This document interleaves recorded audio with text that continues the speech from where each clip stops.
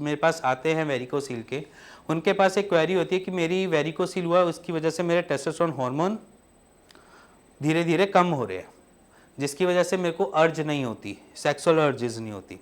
Simply, बहुत simple सी बात है, वेरिकोसील आपकी फंक्शनिंग पे थोड़ा वर्क करता है, वो भी बहुत लेटर एजेस पे।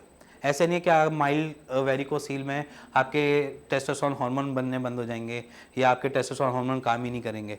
सिंपल सी बात मैं आपको बोलूँगा, जब आपके टेस्टिकल्स को न्यूट्रिशन नहीं मिलेगा, उसको ऑक्सीडाइज ब्लड नहीं मिलेगा, तब वो दिक्कत में आएंगे, उससे पहले वो दिक्कत में नहीं आएंगे। टेस्टिस आपकी आर्टरी से ब्लड लेते हैं, उसमें से ऑक्सीजन लेते हैं, न्यूट्रिशन लेते हैं, उसके बाद वो वेन्स के थ्रू भेजते हैं। अब वेन्स के थ्रू जब भेजते हैं तो वेन्स के अंदर वेरिकोसील परसिस्ट करता है, तो वो क्या करते हैं, उसको ब्लॉक करते हैं खून को।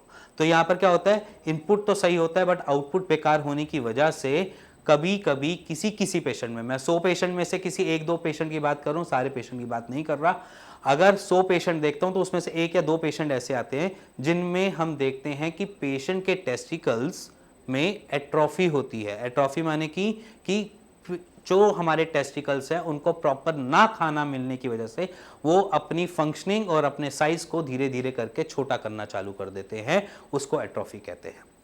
तो वहां पर क्या होता है, आर्टरीज का फ्लो तो सही होता है बट एग्जिट जो होती है या आउटपुट, या जिसे मैं बोलूं कि बाहर की तरफ निकलने वाला जो ब्लड है, जो वेन्स कैरी करती हैं, वहां पर ट्रबल होने की वजह से आपके टेस्टिकल्स पूरी अच्छी तरीके से न्यूट्रिशन नहीं ले पाते हैं, जिसकी वजह से किसी पेशेंट्स में टेस्टोस्टेरोन हार्मोन को इम्बैलेंस देखा जाता है।